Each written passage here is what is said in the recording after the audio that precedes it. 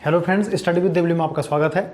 आज की वीडियो में फ्रेंड्स हम बात करेंगे पदार्थ के अंतर्गत जो क्लास 9 एनसीईआरटी और उत्तराखंड वन दरोगा के बेस पर मैं बता रहा हूँ आपको। ठीक है, परमाणु द्रव्यमान, आपेक्षिक परमाणु द्रव्यमान या एएमयू क्या है। ठीक है, जो उसके बाद इससे पहले मैंने पढ़ाया था, पिछली वीडियो देखिए, स्थिर अनुपात का नियम और द्रव्यमान संरक्षण का नियम मैंने आपको पढ़ाया है। ठीक है, आप उसको देखिए। आज उससे आगे है कि परमाणु द्रव्यमान क्या होता है। ये इसको आपेक्षिक परमाणु द्रव्यमान भी कहते हैं, एटॉमिक मास यूनिट। ठीक है, इसकी इकाई आप इसको समझिए। ठीक है, परमाणु द्रव्यमान इकाई हिंदी में एटॉमिक मास यूनिट। ठीक है, ये क्या है, मतलब हम परमाणु का द्रव्यमान किसको आधार मानकर माप रहे हैं या उसकी क्या इकाई है। जैसे हम अपना द्रव्यमान किलोग्राम में मापते हैं या ग्राम में मापते हैं ना, जैसे हम बाट मापते हैं या 1 किलो का बाट होता है। ठीक है, उसी प्रकार आप इसको समझिए। थोड़ा सा समझने वाली बात है, थोड़ा इसमें आपको टफ ना लगे, बस एक भाषा आप समझ जाइए। ठीक है, सबसे पहले आप एक काम कीजिए, इस डेफिनेशन को देख लीजिए। ठीक है, इसको नोट भी कर लीजिए, नोट डाउन कर लीजिए इसको। ठीक है, फिर मैं आपको एग्जांपल से इसको क्लियर कराऊंगा। ठीक, इसके बाद हम ध्यान रखिए, इसमें आणविक द्रव्यमान पढ़ेंगे और फिर अगली वीडियो में मोल कॉन्सेप्ट पढ़ेंगे। ठीक है, आज की वीडियो केवल परमाणु द्रव्यमान और आणविक द्रव्यमान पर रहेगी। आप इसको ठीक से समझ जाइए। इसका मूल कॉन्सेप्ट, मूल अवधारणा क्या है, कैसे निकाला जाता है, किन किन आधारों पर निकलता है, मोल क्या है, एवोगाड्रो संख्या क्या है, वो मैं आपको अभी बता दूंगा। ठीक है, तो आज की वीडियो में फ्रेंड्स शुरू करते हैं। ठीक है, तो आज का हमारा टॉपिक है परमाणु द्रव्यमान। ठीक है, परमाणु द्रव्यमान। ठीक है, द्रव्यमान संख्या भी आप कह सकते हैं इसको। परमाणु द्रव्यमान क्या होता है, किसी तत्व की एक परमाणु का परमाणु द्रव्यमान, कोई भी तत्व है, जैसे ऑक्सीजन है, कोई भी है, किसी तत्व के एक परमाणु का परमाणु द्रव्यमान वह संख्या है जो यह बताती है कि उसका, किसका, उस तत्व का, पहले डेफिनेशन देख लीजिए, उसका एक परमाणु, किसका, उस तत्व का एक परमाणु कार्बन 12 के एक परमाणु के 1/12 भाग से कितना गुना भारी है। ठीक है, अभी डेफिनेशन आपके समझ में नहीं आई होगी, मैं इसको और क्लियर कराता हूँ एग्जाम्पल से। ठीक है, देखिए, इससे पहले जब तत्वों की खोज हुई थी तो उनके प्रतीक भी दिए गए। ठीक है, लेकिन उनका परमाणु द्रव्यमान निकालना आसान नहीं था। ठीक है ना, परमाणु द्रव्यमान निकालना आसान नहीं था या अप्रोक्सीमेट वो नहीं आ पा रहा था। ठीक है, तो फिर हाइड्रोजन को मानक माना गया, जैसे हाइड्रोजन को लेके माना गया ना, क्योंकि हाइड्रोजन परमाणु क्रमांक कितना है, 1 है। ठीक है, हाइड्रोजन 1 है, तो हाइड्रोजन को मानक माना गया। ठीक है, लेकिन उससे कुछ कुछ तत्वों का परमाणु द्रव्यमान निकालने में आसानी नहीं हुई। जैसे फॉर एग्जाम्पल आप समझिए, हम कहते हैं ये 1 kg का बाट है। पहले आप एग्जाम्पल समझिए, ये 1 kg का बाट है, आपको कैसे पता ये 1 kg का है, सोचिए, इसको सोचिए कि आपको ये कैसे पता कि 1 kg का बाट इतना ही भारी होता है। ठीक है, 1 kg का जो भार है वो इतना ही होता है, ये आपको कैसे लग रहा है।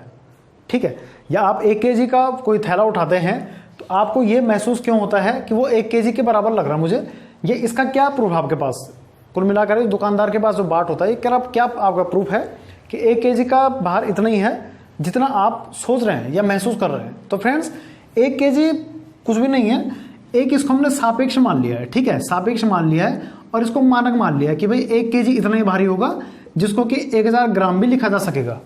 क्लियर है, सिंपल सी बात है, कॉन्सेप्ट है। यही चीज, ठीक है, यही चीज परमाणु द्रव्यमान के साथ हुई। ठीक है, अब परमाणु द्रव्यमान को आप तोलेंगे तो नहीं ना कितना किलो परमाणु है। ठीक है, तो परमाणु द्रव्यमान के साथ क्या हुआ कि इसका भार निकालना आसान नहीं हुआ। ठीक है, उस समय आसान नहीं हुआ, हाइड्रोजन को मानक माना गया। जैसे यहाँ पर मैंने 1 kg का बाट मानक माना है ना, भाई मुझे 1 kg आलू तोलना है तो मैं एक बाट 1 kg का रखूंगा या इसकी जगह पे कुछ और एक भारी रखूंगा जो कि मुझे ऐसा लगना चाहिए कि 1 kg का ही है। ठीक है, या इसका अल्टरनेट मुझे रखूंगा 1 kg का, या आधा kg के 2 रखूंगा, 500 ग्राम के 2 रखूंगा तो आधा किलो हो जाएगा। ठीक है, तो आप इसको समझिए फ्रेंड्स, मानक किसके लिए, परमाणु द्रव्यमान के लिए। ठीक है, अब क्या हुआ, हाइड्रोजन से दिक्कत हुई। पहले देखिए, यहां पर मैं लिख देता हूं। ठीक है, ये सापेक्ष में लिख देता हूं, इसको सापेक्ष मानक किसके लिए है। अभी तक तो मैं वस्तुओं को तोलने के लिए यूज कर रहा था किलोग्राम, लेकिन अब परमाणुओं को तोलने के लिए मैं सापेक्ष ले रहा हूं हाइड्रोजन। ठीक है, अब हाइड्रोजन से कंपैरिजन करके हम तोल रहे थे पहले, या हाइड्रोजन से कितना भारी है, या कोई भी तत्व हाइड्रोजन के परमाणु से या हाइड्रोजन के परमाणु से कितना गुना भारी है, वो उसका परमाणु भार आधा था। लेकिन इससे कुछ दिक्कत हुई। ठीक है, जैसे अब इसको हम समझेंगे। उसके बाद क्या हुआ, ठीक है, कुछ कुछ तत्वों पर हाइड्रोजन का परमाणु भार लागू नहीं हुआ, उसके बाद क्या हुआ, कार्बन का लिया गया, ठीक है, C12 लिखा हुआ, देखिए आप गौर से देखिए, C12 लिखा हुआ मैंने, ठीक है। C12 का तात्पर्य है कि कार्बन 12 मतलब एक समस्थानिक है ये इसका, क्योंकि आपको पता होना चाहिए कार्बन के और भी समस्थानिक है C13, लेकिन 99% जो 100% आप मान लो लगभग कार्बन 12 जो परमाणु भार है जिसका, वो पाया जाता है प्रकृति में। क्लियर है आपको, ठीक है। एक तत्व है, परमाणु भार कितना है, 12 है, परमाणु क्रमांक 6, ठीक है। इसको पहले हमने मानक मान लिया, जैसे मैं 1 kg का बाट मान रहा था, क्लियर है। अब मैंने कार्बन 12 को मान लिया। अब सवाल इस बात का फ्रेंड्स कि कार्बन को ही क्यों माना, आपके दिमाग में उठेगा प्रश्न कि कार्बन को ही क्यों माना। तो उसके पीछे कुछ खास कारण तो नहीं है, लेकिन कुछ कुछ खास कारण है, खास कारण कह सकते हैं। क्यों है, देखिए सबसे पहले देखिए कि कार्बन ना तो अधिक क्रियाशील है ना तो बिल्कुल कम है, ठीक है। मतलब ऐसा नहीं है कि इसको खुला छोड़ देंगे तो एकदम रिएक्शन करेगा, ऐसा नहीं है, और इतना कम भी नहीं है कि रिएक्शन नहीं करेगा, ठीक है। तो कार्बन क्या है, एक संतुलित तत्व है, आप कह सकते हैं, ठीक है। प्रकृति में पाया जाता है, संतुलित है, ठीक है। मतलब ज़्यादा रिएक्टिव भी नहीं है और नॉन रिएक्टिव भी बिल्कुल नहीं है, मतलब उतना नहीं है जितना बाकी है, ठीक है ना। फिर इसके लिए ऐसा तत्व चुना जाना था मानक के लिए कि जो प्रकृति में मौजूद हो, ठीक है, प्रकृति में पाया जाना चाहिए, एग्जिस्टेंस हो उसकी, ठीक है ना, नेचर एग्जिस्टेंस हो, मतलब ऐसा ना हो कि वो प्रकृति में ही नहीं है और उसको हमने मानक माना हुआ है, ठीक है। क्लियर हो गया आपको, आप इसी को समझ गए होंगे, ठीक है। इसलिए कार्बन को हमने माना है कि प्रकृति में उसका एग्जिस्टेंस हो, मिलना चाहिए, ज़्यादा रिएक्टिव भी ना हो, ठीक है। तो इसी कारण हमने कार्बन को चुना, ठीक है ना, इसी कारण हमने क्या किया, कार्बन को चुना। तो 1961 की बात है, ठीक है। 1961 में कार्बन 12 का जो समस्थानिक है, ठीक है, क्लियर है आपको। परमाणु द्रव्यमान कितना है यहाँ पर, 12 है, ध्यान रखिए आप।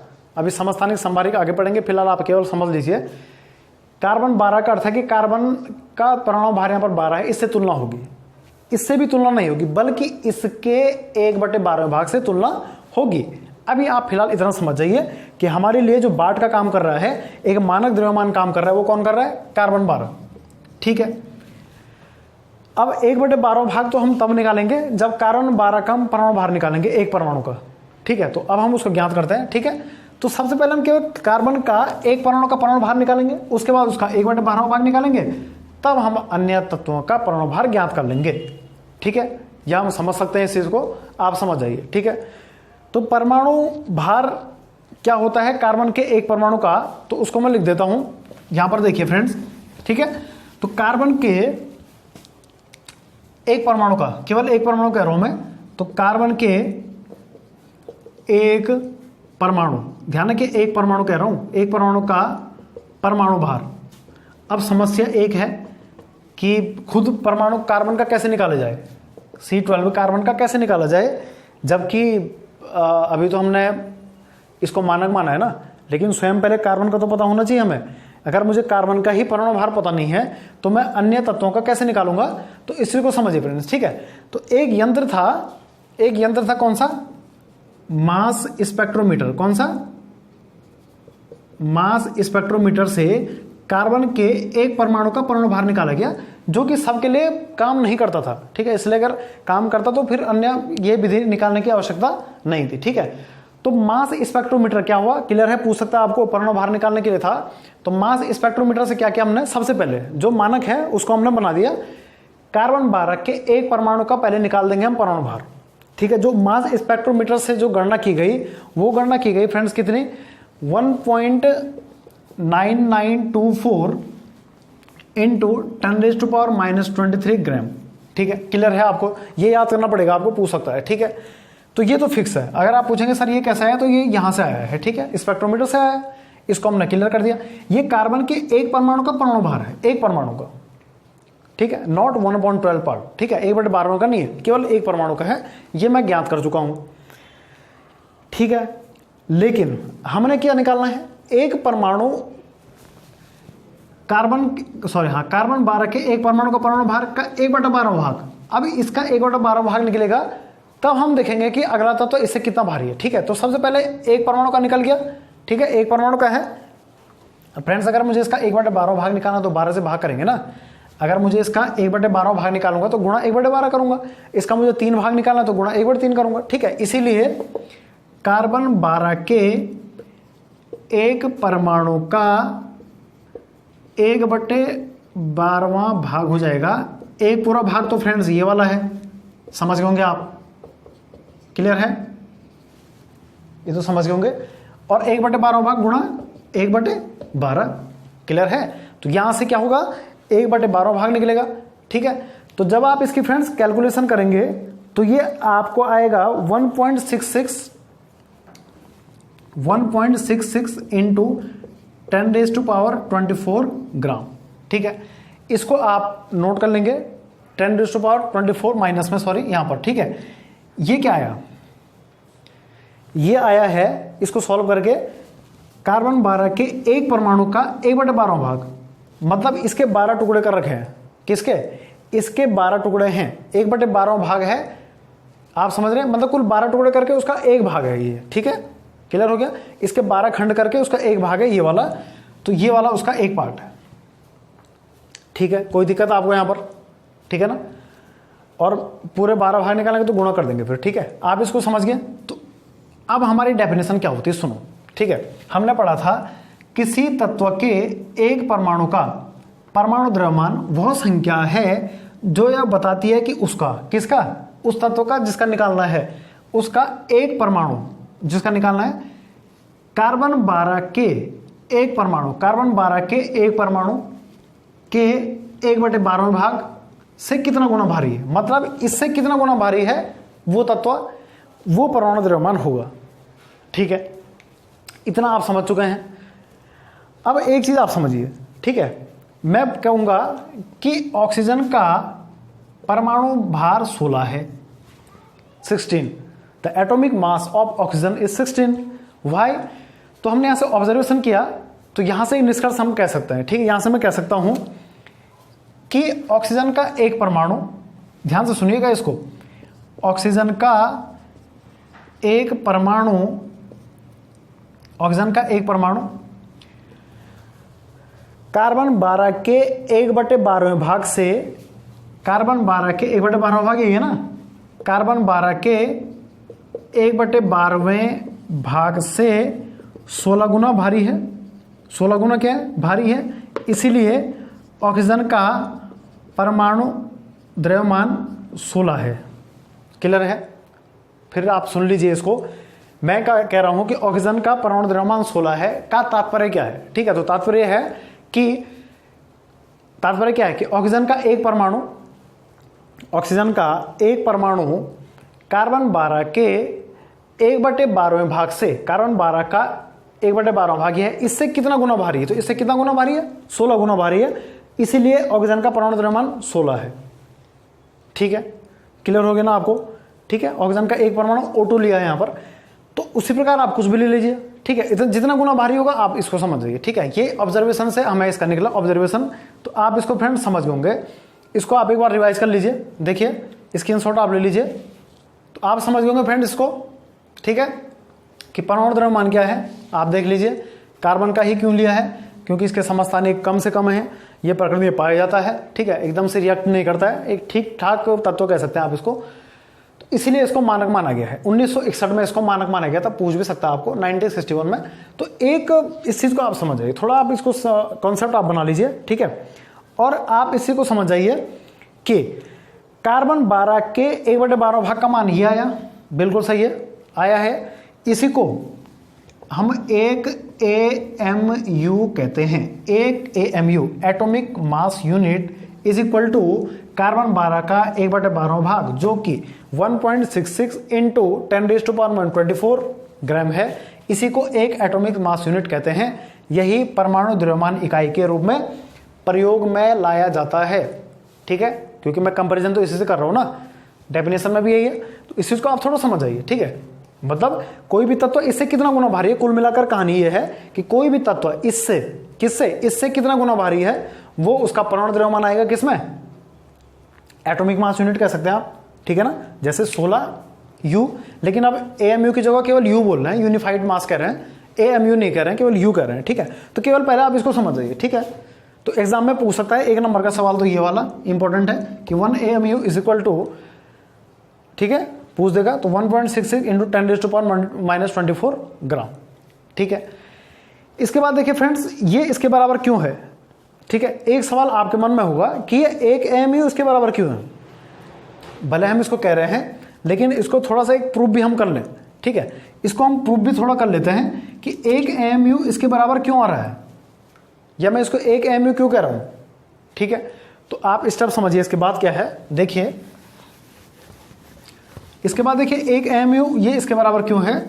तो एक इसका कॉन्सेप्ट आप क्लियर रखिए, एग्जाम में पूछ सकता है आपको, ये भी अवोगाड्रो नंबर आ रहा है, ठीक है ना। जो 1 AMU होता है, 1 AMU एटॉमिक मास यूनिट, वो होता है 1/n के। ये n क्या है, ये फ्रेंड्स एवोगाड्रो नंबर है, ठीक है। अवोगाद्रो संख्या। अब ये अवोगाद्रो क्या है, ये समझना पड़ेगा, ठीक है, क्योंकि हम बिना अवोगाद्रो समझे ये नहीं कर सकते, ठीक है। ये ग्राम में आप लिखिए इसको यहाँ पर, ठीक। ये क्या है, ये मैंने क्या लिखा हुआ है ऐसा, ठीक है ना। 1 AMU बराबर 1/अवोगाद्रो भी होता है, और 1 AMU बराबर ये भी हो रहा है, ठीक है। इसके पीछे आप समझिए कि एवोगाड्रो संख्या क्या है, ठीक है। अब हम समझते हैं फ्रेंड्स एवोगाड्रो नंबर क्या है। तो देखिए एवोगाड्रो संख्या, तो देखिए फ्रेंड्स एवोगाड्रो नंबर, ठीक है। इसको एग्जांपल से समझेंगे तो ज़्यादा अच्छा आएगा, ठीक है। डेफिनेशन नहीं पढ़ने की जरूरत है, डेफिनेशन छोड़िए आप, ठीक है। जैसे है H2O, H2O एक यौगिक है, ठीक है। एवोगाड्रो समझा रहा हूँ मैं आपको पहले, ठीक है। H2O एक यौगिक है और इसका परमाणु द्रव्यमान ज्ञात कर लेते हैं, किया भी था ज्ञात इससे पहले। हाइड्रोजन का परमाणु बाहर 1 होता है, कितने हैं, 2 है यहाँ पर, तो 2 हो जाएगा। ऑक्सीजन का कितना है, 16 होता है ना, 16 ही हो जाएगा। कितना हुआ कुल, 18 U कह सकते हैं।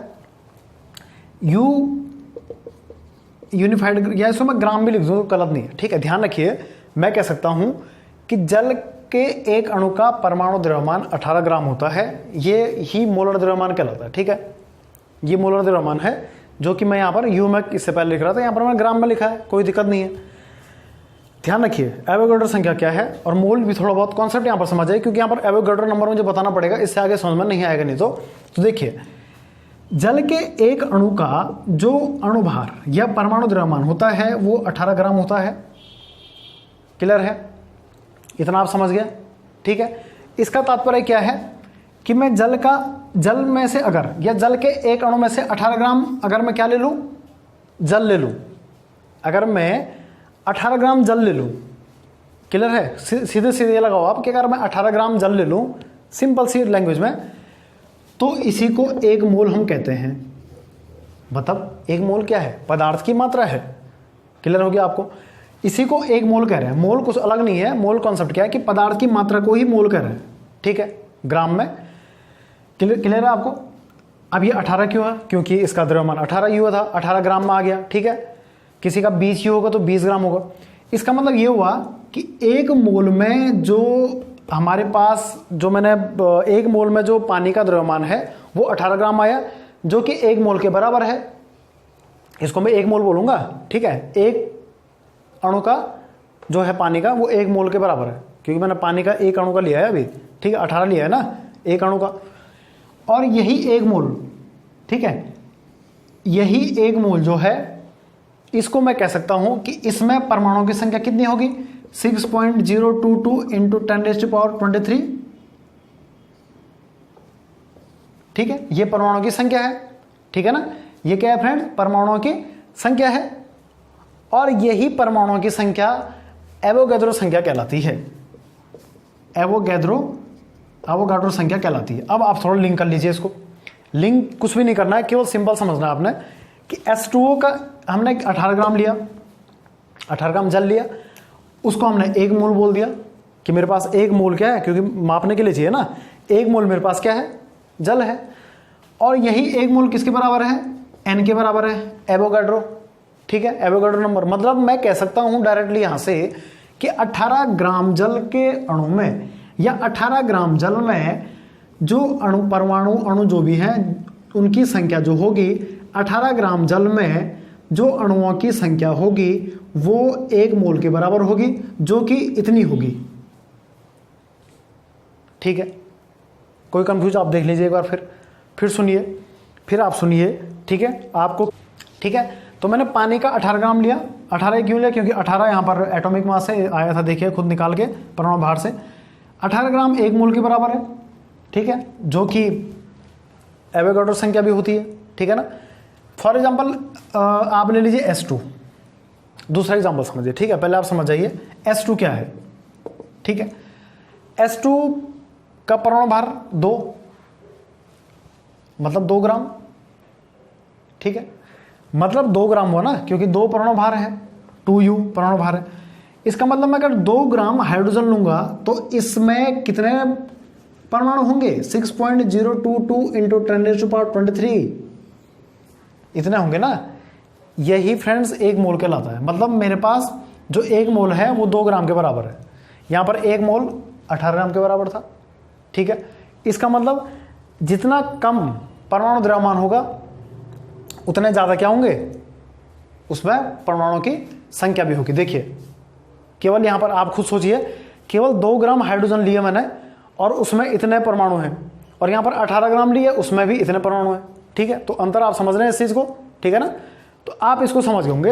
एवोगाड्रो संख्या क्या है? तो एवोगाड्रो संख्या वो संख्या है जो कि 1 मोल पदार्थ में होती है। वो 1 मोल किसी के बराबर हो सकता है, वो 1 मोल 18 ग्राम हो सकता है, वो 1 मोल 2 ग्राम हो सकता है, वो 1 मोल 50 ग्राम हो सकता है, ठीक है ना। क्लियर है? इसको हम आगे और अच्छा समझेंगे। तो आप समझ गए कि एवोगाड्रो संख्या क्या है? 1 मोल में जितने कण होते हैं। सीधे सीधे सिंपल लैंग्वेज में, परिभाषा से मैं आपको बिल्कुल नहीं बताऊंगा क्योंकि परिभाषा से आप कंफ्यूज हो सकते हैं, ठीक है। तो अब हम समझ गए एवोगाड्रो नंबर क्या है, और ये एवोगाड्रो नंबर फिक्स है। इसको एवोगाड्रो नियतांक भी कहते हैं, और इसका मान मैंने लिखा था अभी, फिर मिटा दिया, तो फिर लिख लेते हैं, ठीक है ना। एवोगाड्रो संख्या होती है, देखिए, तो 1 AMU is equal to 1/n। n क्या है? एवोगाड्रो नंबर कितना? 6.022 इंटू 10⁻23। ये एवोगाड्रो संख्या है। जो भी आएगा इसका आंसर ग्राम में आएगा। तो अगर हम इसको सॉल्व करें तो 1 AMU इज इक्वल टू, अगर हम इसको सॉल्व करें, ठीक है, अभी तो टाइम लग जाएगा सॉल्व करने में, लेकिन सीधे सीधे अगर मैं सॉल्व कर लिखूं इसको तो ये आएगा फ्रेंड्स 1.66 इंटू 10⁻24 ग्राम। यही आप याद कर लीजिए, कार्बन 12 के 1/12 भाग का परमाणु भार भी था, जो कि 1 MU के बराबर लिखा था। ये प्रूफ हो गया यहाँ पर। तो देखिए फ्रेंड्स, ये प्रूफ हो गया है, ठीक है। तो ये 1 MU किसके बराबर है? कार्बन 12 के 1/12 भाग के बराबर है, ठीक है। यहाँ से हम क्या करते हैं? तुलना करते हैं कि इससे कितना गुना भारी है, ठीक है। ये एग्जाम में पूछा जाता है कितना बार, ठीक है ना। एवोगाड्रो नंबर का जो वैल्यू है, स्थिरांक भी कहते हैं इसको, एवोगाड्रो स्थिरांक हमेशा स्थिर रहता है, ठीक है ना। तो आप समझ गए होंगे इसको कि ये मोल को व्यक्त करता है एवोगाड्रो, ठीक है। मतलब 1 मोल में एवोगाड्रो नंबर होते हैं, जितना भी है वो 6.022 होंगे हमेशा, 10⁻23, ठीक है, हमेशा होगा। चाहे वो 18 ग्राम में हो, 18 ग्राम को 1 मोल बोलेंगे, और 20 ग्राम को 1 मोल बोलेंगे, ठीक है। जो हम 1 ग्राम में ले रहे हैं उसको, ठीक है। जैसे मैंने पानी का लिया था, 18 ग्राम हुआ। 18 ग्राम क्यों हुआ? क्योंकि 18U उसका क्या है? परमाणु भार है। तो मैंने 18 ग्राम लिया है, 18 ग्राम को 1 मोल कह रहा हूँ। इसका मतलब 18 ग्राम जल में 6.022 10⁻23 अणु होंगे, जो कि एवोगाड्रो संख्या के बराबर है, ठीक है।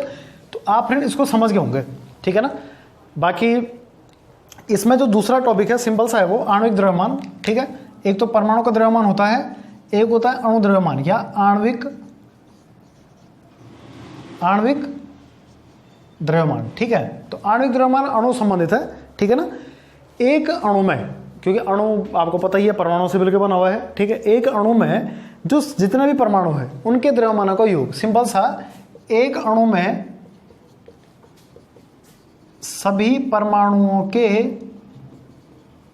द्रव्यमानों का योग आणविक द्रव्यमान कहलाता है, ठीक है। एक अणु में सिंपल सी बात है, देखिए एक अणु जैसे CH4 है, सिंपल सी बात है, CH4 में लिया हुआ है, ठीक है। एक अणु है, इसको आप यौगिक बोल लीजिए, ठीक है, क्योंकि निश्चित अनुपात में है, ठीक है। यौगिक क्यों है? क्योंकि निश्चित अनुपात है। अणु क्यों है? क्योंकि परमाणु से मिलकर बना हुआ है। अणु की परिभाषा बता चुका हूं, अणु परमाणु से मिलकर बने हुए हैं, ठीक है। इनके गुण आपस में समान होते हैं, उसको आप देख लीजिएगा। तो कार्बन का, ठीक है, कार्बन का जो परमाणु भार है वो है 12। कितने कार्बन है? 1 है, तो 1 का गुणा कर लीजिए, फिर प्लस कर लीजिए। हाइड्रोजन का परमाणु भार कितना है? 1 है ना परमाणु भार। कितना हाइड्रोजन है? 4 का गुणा कर लीजिए, इनको आप जोड़ लीजिए, तो 12 एकम 12 प्लस 4 हाइड्रोजन है, और हाइड्रोजन का एक परमाणु भार कितना हुआ, 1 हुआ, तो 4 के कितने हुए, 4 हुए, 4 कम 4, तो 12 और 4 16। ठीक है, तो ये 16 आया फ्रेंड्स, ये 16 क्या आया, 16 U कहेंगे इसको।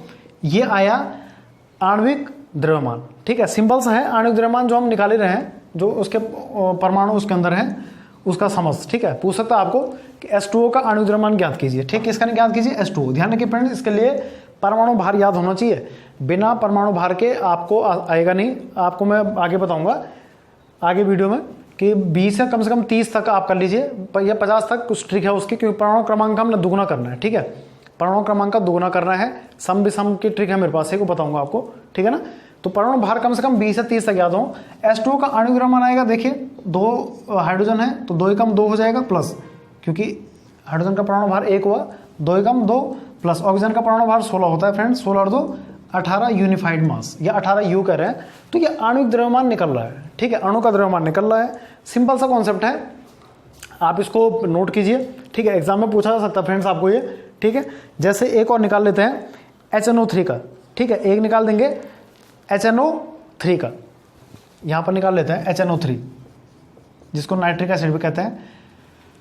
तो नाइट्रिक एसिड का जो HNO3 का निकलेगा आणविक द्रव्यमान, हाइड्रोजन का परमाणु भार 1 हुआ, एक ही हाइड्रोजन भी है यहाँ पर। ठीक है, नाइट्रोजन का परमाणु भार 14 हुआ, 7 परमाणु क्रमांक है, 7 दूनी 14 प्लस ऑक्सीजन का परमाणु भार 16 है।